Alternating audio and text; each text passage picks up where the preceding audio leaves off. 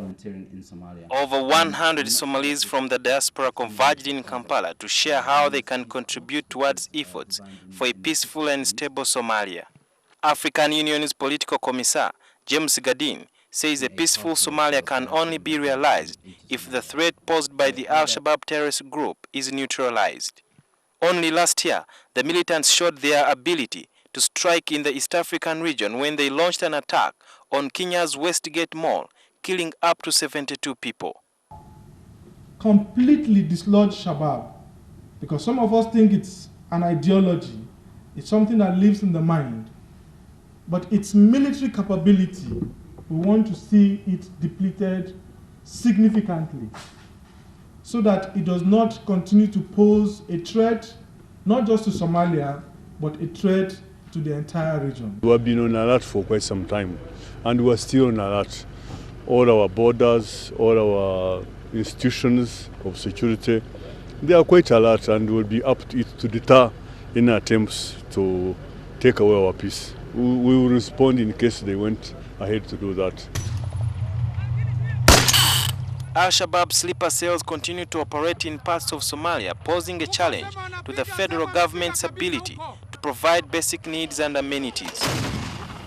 And I think that we are in that situation where we all need to harness our resources to support the government in Mogadishu to provide security and to deliver basic social services to the population.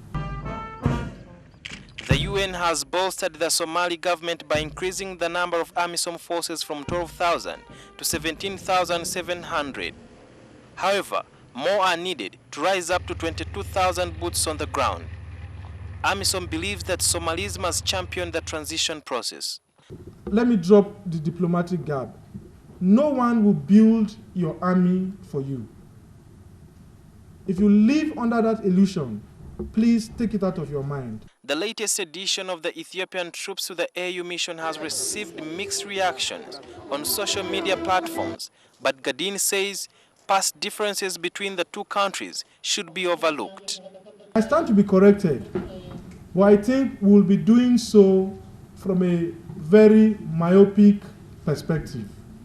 But one thing I do know, and I grew up with, and I tell myself, and my father indeed told me, you see, my father's enemies do not necessarily have to be my enemies.